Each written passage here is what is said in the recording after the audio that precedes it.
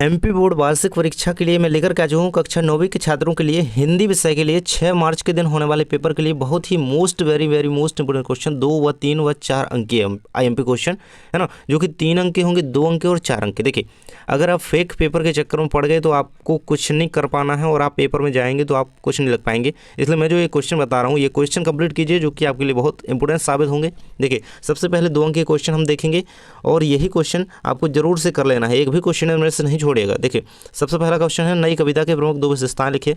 तो नई कविता के ऋषियों ने मय अर्थ का जो है चित्रण किया है।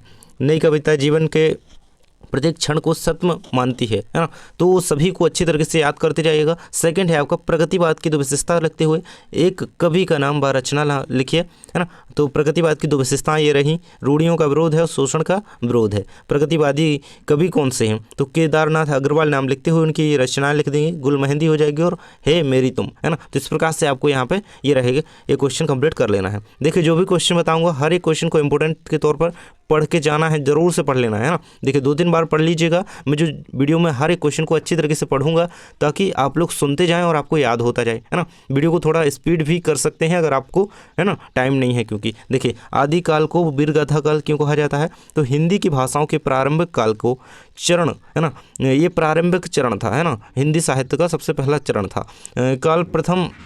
सर्वप्रथम अंग्रेज भाषा विज्ञानी सर जॉर्ज ग्रिमसन ने कहा, उन्होंने ही भारत की संपूर्ण भाषाओं का वैज्ञानिक अध्ययन और सर्वेक्षण किया था। क्योंकि चारण जाति के कवि चीर रस के कवि, है ना, वीर रस के कवि, है ना, वीर रस के कवि, इससे वीरगाथा काल भी कहा गया, है ना। तो यहाँ पे देखिए, सबसे इसका आप मेन रीज़न तो ये लिख सकते हैं कि इसमें वीरों की रचनाओं का जो है अधिक अंकन किया गया है, चरित्र चित्रण किया गया है, इसलिए इसे वीरगाथा काल कहा गया, है ना। इसके बाद आपका अगला क्वेश्चन है, ये सबसे ज़्यादा इंपॉर्टेंट क्वेश्चन है, ये मुग नहीं है, युग है यहाँ पे, है ना, युग। देखिए, भक्ति काल को स्वर्ण युग क्यों कहा जाता है ना, भक्ति काल को हिंदी साहित्य का स्वर्ण युग क्यों कहा जाता है? चलिए देख लेते हैं। भक्ति काल हिंदी साहित्य का सबसे महत्वपूर्ण काल है, जिससे इसकी विशेषताओं के कारण इसे स्वर्ण युग कहा जाता है। तो राजनीतिक, सामाजिक, धार्मिक, दार्शनिक, साहित्यिक एवं सांस्कृतिक दृष्टि से अंतर्विरोध में परिपूर्ण होते हुए भी इस बात काल में भक्ति की ऐसी धारा प्रवाहित हुई है ना, कि विद्वानों के एक मत से इसे हिंदी साहित्य का स्वर्ण काल कहा गया। देखिए, इसमें भक्ति रस इतना फैला हुआ है कि इसे स्वर्ण काल कहा गया, यानी कि भक्ति इतनी ज़्यादा बढ़ गई है कि वो भक्ति एक स्वर्ण का रूप ले चुकी है ना। तो ये आपको लिखना है। चलिए बढ़ते हैं अगले क्वेश्चन की ओर। कटी को कोमल से ईर्ष्या क्यों हो रही है? तो कवि को कोमल से ईर्ष्या, कवि को कोमल से ईर्ष्या इसलिए हो रही है कि कोमल स्वतंत्र है और कहीं भी विचरण कर सकती है, जबकि कवि परतंत्र है तथा जेल में बंद है। कोमल अपना बसेरा पेड़ की हरी भरी टहनियों के बीच बसाए हुए है, जबकि कवि जेल की काल कोठरी में बंद है। केवल कोयल के मधुर गान को सुनकर लोग प्रफुल्लित होते हैं, है ना। तो मधुर वाणी किसकी होती है? कोयल की, है ना। ऑब्जेक्टिव कई बार आया है, याद रखिएगा। देखिए, इसके बाद आपका अगला क्वेश्चन है, मानस सरोवर से कवि का क्या आशय है? तो मानस सरोवर से कवि है ना, कवि का आलम आशय होना चाहिए। आशा मन रूपी, है ना, मन रूपी पवित्र सरोवर से। मान सरोवर बोले तो मन सरोवर, मन का पवित्र सरोवर, है ना, जिसमें मनुष्य के मन में स्वच्छ विचार रूपी जल भरा हुआ है, विचार, है ना। चलिए आगे बढ़ते हैं। 7 नंबर का क्वेश्चन है आपका, शांत रस की परिभाषा उदाहरण सहित लिखिए। देखिए, व्याकरण के अकॉर्डिंग आपका क्वेश्चन बनना है। देखिए, वीडियो छोड़ के मत जाना, सभी क्वेश्चन को कर लेना याद, क्योंकि 3-4 नंबर के जो क्वेश्चन है ना, बिल्कुल आपको कर ही लेना है। ये तो करना है, ये जो बता रहा हूँ देखिए सब करना है, क्योंकि इतना तो कर सकते हो ना, उतनी मोटी गाइड से, बुक से क्या पढ़ लोगे, ये सारा कर लो भी, है ना। देखिए, तो जब मनुष्य मोह माया को त्याग कर सांसारिक कार्यों से मुक्त हो जाता है। देखिए, मैं आपको इसकी सरल परिभाषा बताता हूँ। जैसे कि मैंने एक यूट्यूब पर वीडियो डाल रखा है रस की परिभाषा, उसमें मैंने सभी रसों की परिभाषा बताई है ना, सभी रसों की बिल्कुल ऐसी सरल परिभाषा। अगर आपने एक बार परिभाषा याद कर ली एक रस की, तो आपको सभी 10 रसों की परिभाषा याद हो जाएंगी, जिंदगी में कभी नहीं भूलोगे। वीडियो जा करके देख लेना, है ना। देखिए, आप सर्च करेंगे ना, हमारे चैनल की ही वीडियो सबसे पहले मिल जाएगी आपको। रस की परिभाषा सर्च करना है आपको यूट्यूब पर ओनली, है ना, और जानकारी टीच की वीडियो आपको मिल जाएगी। रेड कलर में कुछ उसका थंबनेल है, आप वीडियो देख लीजिएगा, बहुत अच्छी तरीके से कर लेंगे, है ना। तो देख लीजिएगा वीडियो जरूर से, है ना, क्योंकि आना ही है। 2 नंबर का एक क्वेश्चन आपका एक आना है। देखिए, इसका उदाहरण तो यही रहेगा, मन रे तल कागज का पुतला ला गया बूंद बिनस जाए छिन्न में गर्भ करें। तो इस प्रकार से आपको लिख देना है। इसके बाद है विभाव और अनुभाव में कोई 3 अंतर लिखिए। तो विभाव और अनुभाव देखिए दोनों तरफ है। तो स्थायी भावों के उत्पन्न होने के कारणों को विभाव कहते हैं ना, मतलब विभाव के कारण क्या उत्पन्न होता है? स्थायी भाव, है ना। और आश्रय के बाह्य शारीरिक चेष्टाओं को अनुभाव कहते हैं, है ना। तो इस प्रकार से लिख देंगे। इसके बाद आपका सेकंड और थर्ड अंतर दिया है। विभाव के 2 भेद होते हैं, अनुभाव की संख्या 8 होती है। माता को देखकर हृदय में वात्सल्य का उमड़ना विभाव है, और माताओं को देखकर बच्चे की शारीरिक क्रिया जैसे दुलार गले लगाना अनुभाव है ना। तो यही आपका अंतर रहेगा ना। इसके बाद है अलंकार की परिभाषा। देखिए सबसे बड़ी बात, अलंकार का अर्थ क्या होता है, ये कई बार आपके ऑब्जेक्टिव में पूछा गया है, कई बार आया है, इसलिए बताता हूँ पॉइंट से। अलंकार का शाब्दिक अर्थ होता है आभूषण, या हम जिसे गहना भी कह सकते हैं, गहने, है ना, गहना, आभूषण या गहना, है ना। तो ये आप याद रखिएगा। तो अलंकार क्या होता है, जिस प्रकार स्त्री की शोभा आभूषण में से होती है, उसी प्रकार काव्य की शोभा अलंकार से होती है। मतलब काव्य की शोभा बढ़ाने वाले तत्वों या धर्मों को अलंकार कहते हैं। इस प्रकार से आप लिख सकते हैं ना। जो किसी वस्तु को अलंकृत करे वह अलंकार कहलाता है, जो किसी काव्य को अलंकृत करे, उसकी शोभा बढ़ाए, है ना, तो वो अलंकार कहलाता है। इसके बाद आपका क्वेश्चन है, पाठगत क्वेश्चन है, गया ने बैलों की शरारत के लिए क्या सजा दी। तो बैलों द्वारा की गई शरारत पर गया ने दोनों बैलों की लाठी से पिटाई की और उन्हें एक जगह बांधा जहां पर भूखे प्यासे पड़े रहे, है ना, जहां पर वो दोनों भूखे प्यासे पड़े रहे तथा खाने को सूखा भूसा दिया। तो इस प्रकार से आपको इसका आंसर लिख देना है। इसके बाद है मैना की अंतिम इच्छा क्या थी। ये रहेगा आपका इसका कंप्लीटली आंसर आपके सामने देख सकते हैं। मैना को अपने पिता से जुड़ी हर चीज़ अत्यंत प्रिय थी, अतः वह अपने पिता के महल जो जनरल आउटरम द्वारा ध्वस्त कर दिया गया था कि अवशेष पर बैठकर रोना चाहती थी, परंतु आउटरम ने इसकी अनुमति उसे नहीं दी। कारण उसे डर था, जिस कारण उसे डर था कि मैना का विलाप सैनिकों में सहानुभूति उत्पन्न कर देगा, जो अंग्रेजी सेना के भारतीयों को भड़का सकती है ना।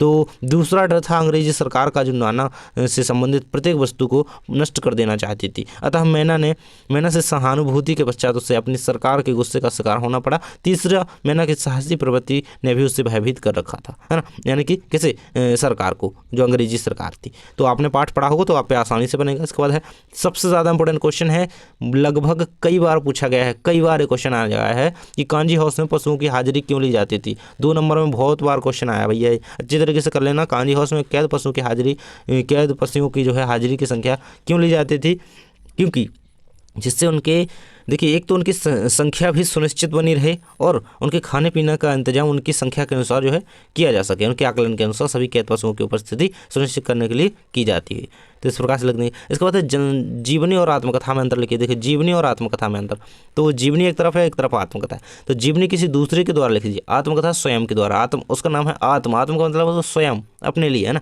आत्मकथा स्वयं के द्वारा लिखी जाती है ना। अगर और कोई लिखेगा आत्मकथा तो वो आत्मकथा कहलाएगी नहीं, है ना। तो अपन खुद लिखेंगे अपने बारे में तो वो आत्मकथा है ना। जीवनी किसी महापुरुष की ही लिखी जाती है, आत्मकथा किसी की भी हो सकती है ना, कोई भी अपने बारे में लिख सकता है ना। तो इस प्रकार से आपको इसका उत्तर कर देना है। इसके बाद है नाटक और एकांकी में अंतर लिखिए। तो नाटक एक तरफ है, एक तरफ एकांकी। बहुत ही इंपॉर्टेंट क्वेश्चन बता रहा हूँ, सारे याद कर लेना। ये नाटक है एकांकी, नाटक में अनेक अंक होते हैं, उसका नाम ही है नाटक। इसका एकांकी, एक अंकी, है ना, तो इसमें एक अंक होता है। नाटक में अधिकाधिक कथा के साथ, आधिकारिक कथा के साथ साथ सहायक गौण कथाएं भी होती हैं, और एकांक में एक ही कथा होती है और एक ही घटना होती है। मतलब एकांकी आकार का आकार जो होता है अपेक्षाकृत छोटा होता है। संधि की परिभाषा एवं प्रकार लिखिए। देखिए कई बार ये क्वेश्चन भी आया है, संधि के भेद कितने होते हैं, 3 भेद होते हैं, है ना। तो ये लिखे हुए हैं यहाँ पे, संधि के में मुख्यतः 3 प्रकार होते हैं, फिर उसके अंदर और सारे कई प्रकार निकले हुए हैं, है ना। तो मेनली आपको ये प्रकार याद रखना है। ऑब्जेक्टिव में भी पूछा गया है कई बार कि संधि के खालिस्तान प्रकार होते हैं, संधि खालिस्तान प्रकार की होती है, संधि निम्न में से कितने प्रकार के होती है, ऑप्शन दे देते हैं 2, 4, 3, 1, है ना। तो आपको 3 याद रखना है। संधि के 3 भेद होते हैं, है ना, याद रखिएगा। संधि 2 वर्णों के पास पास आने पर परस्पर मिल जाने से उनमें जो विकार या परिवर्तन उत्पन्न हो जाता है उसे संधि कहते हैं, है ना। तो विकार या परिवर्तन जो उत्पन्न हो जाता है उसे संधि कहते हैं, है ना। तो ऐसे कह सकते हैं हम कि 2 या 2 से अधिक वर्णों के मेल को संधि कहते हैं। देखिए ऐसा भी क्वेश्चन कई बार आया है कि 2 या 2 से अधिक वर्णों के मेल को खालिस्तान कहते हैं, तो वहाँ पर आप संधि भरेंगे, है ना। हर प्रकार से क्वेश्चन को देख के चलिए बनेगा आपसे। देखिए इसका क्वेश्चन है निपात शब्द क्या आशा है, उदाहरण से लिखिए। देखिए ये निपात है ना, ये 2-3 साल से इतना आ रहा है ना पेपर में, चाहे 9th ले लो, 10th ले लो, 11th ले लो, 12th ले लो, सभी में ये यहाँ पे 2-3 साल से लगातार पूछा जा रहा है निपात, तो कर ही लेना है। निपात शब्द भी याद होना चाहिए आपको, है ना। जैसे अगर कोई देखे निपात क्या होता है, जिसमें भार डाला जाए, अतिरिक्त भार दिया जाए। जैसे मैं भी जाऊँगा, देखिए मैंने कहा कि मैं भी जाऊँगा, तो आपको भार कहाँ पे लग रहा है, मैं भी जाऊँगा, है ना, भी पे लग रहा है ना भार, तो यही तो निपात शब्द होते हैं ना। ऐसे लिख करके दे दिया कि मैं निपात शब्द छांटिए, 2 वाक्य दे दिया आपको, तो भी इसमें निपात शब्द होगा, है ना। तो इस प्रकार से आपको पता होना चाहिए।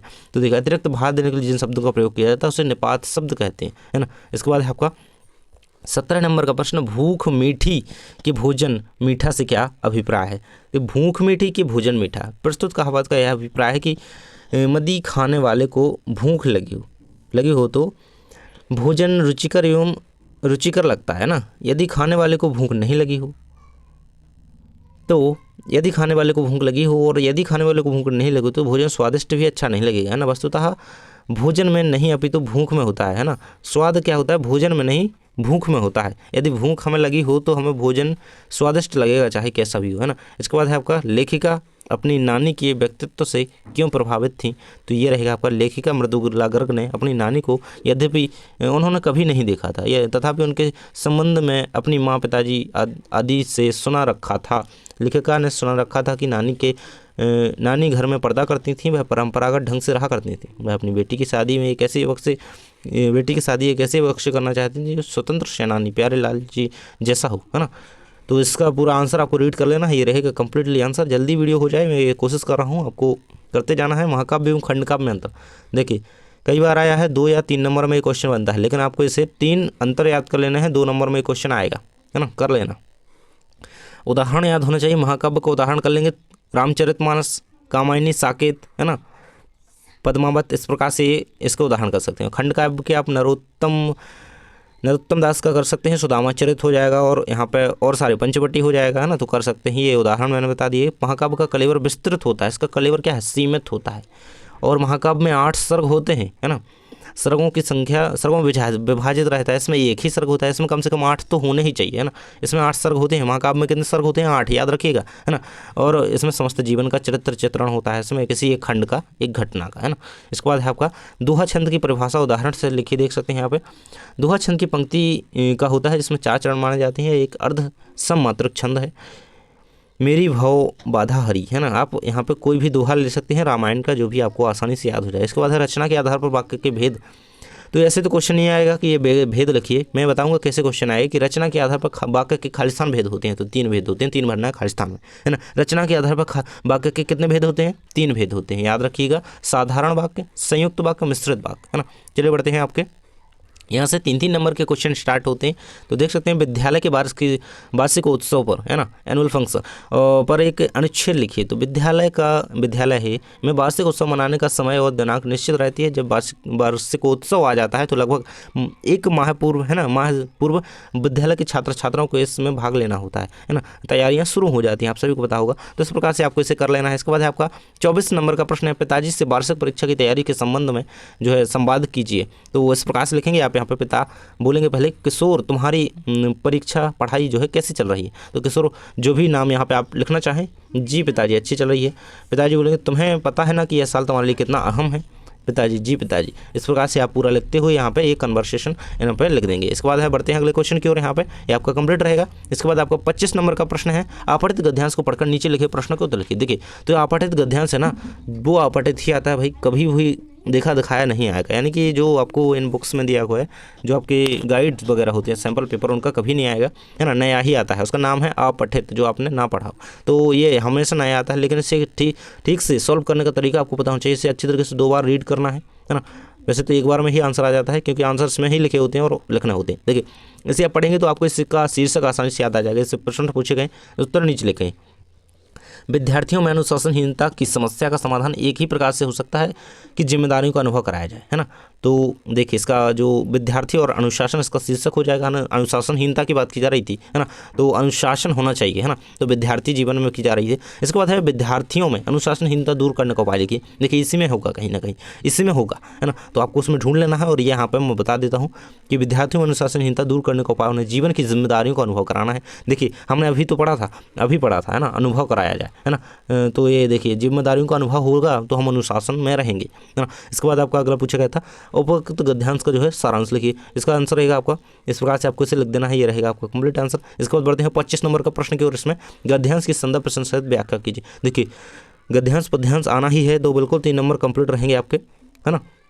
ये रहेगा आपका। इसका पढ़ करके आपको इससे पहचानना होता है कि किस चैप्टर का है भाई, है ना। तो देख सकते हैं यहाँ पे आपकी पुस्तक से लिया गया है, क्षेत्र भाग 1 से लिया गया है, और इसके लेखक मुंशी प्रेमचंद जी हैं, है ना। 2 बैलों की कथा से है, और इसका प्रसंग रहेगा, ये इसकी व्याख्या रहेगी। इसे कंप्लीट कर लेंगे, है ना। देख सकते हैं पूरा यहाँ पे बताया गया है। देखिए, प्रसंग में क्या लगते हैं, उसमें क्या बताया जा रहा है, उसे संक्षेप लिख देंगे। फिर व्याख्या में उसका अच्छी तरीके से वर्णन करेंगे, उसकी व्याख्या करेंगे। इसके बाद आपका गद्यांश दिया गया है। देखिए, ये गद्यांश जो है मेरे बचपन के दिन पाठ से लिया गया है, इसकी लेखिका महादेवी वर्मा है। देखिए, इस प्रकार से आपको इसे जो पढ़ लेना है। है, फिर इसके बाद आपको इसके बारे में लिखना है। संदर्भ प्रसंग सहित व्याख्या करनी है। व्याख्या में क्या लिखेंगे, जो उसमें बताया जा रहा है उससे मेनली पॉइंट में कम शब्दों में जो है बता देंगे। फिर उसके बाद व्याख्या करते हुए कंप्लीट कर देंगे। इसके बाद 4 नंबर का प्रश्न आता है आपका।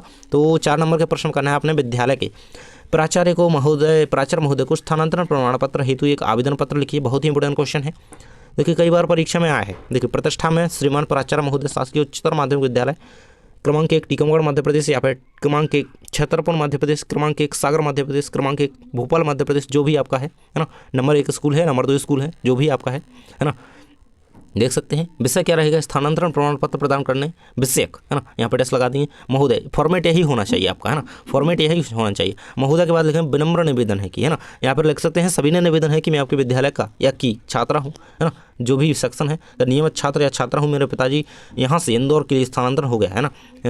महू से इंदौर के लिए उनका स्थानांतरण हो गया। तो इस प्रकार से लिखते हुए पूरा कंप्लीट कर देना है। इसके बाद आपका अगला क्वेश्चन है, वार्षिक परीक्षा की तैयारी के संबंध में अपने पिताजी को जो पत्र लिखिए। तो ये डेट लानी है सबसे पहले। इसके बाद आप पूज्य पिताजी लिखते हुए सादर चरण स्पर्श में कुशलपूर्वक रहकर आपकी कुशलता जो है चाहता हूँ। इस प्रकार से आप लिखते हुए पूरा यहाँ पे कंप्लीट कर देंगे, है ना।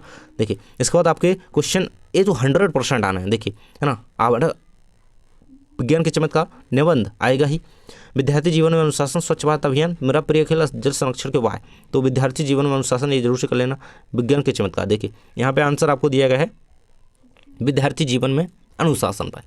तो ये उसी का निबंध है, विद्यार्थी जीवन में अनुशासन। एक टॉपिक का मैंने आंसर यहाँ पे करा दिया है। बाकी की आप देख लेना, आपकी गाइड्स में मिल जाएंगी, जो भी जहाँ से आपको मिल जाए देख लीजिएगा। प्रस्तावना इस प्रकार से लिखेंगे आप यहाँ पे, विद्यार्थी जीवन जो है जीवन का सबसे महत्वपूर्ण समय होता है ना। विद्यार्थी जीवन ही व्यक्ति के संपूर्ण जीवन का आधार होता है ना। यहीं से स्टार्टिंग होती है हर चीज़ की। और अनुशासन का महत्व, अनुशासन के लाभ, है ना, लिखते हुए आप सभी को इतना तो पता होगा। और ये निष्कर्ष जरूर से लिखें। कोई भी निबंध लिख रहे हैं उसका निष्कर्ष या उपसंहार जरूर से लिखा जाता है।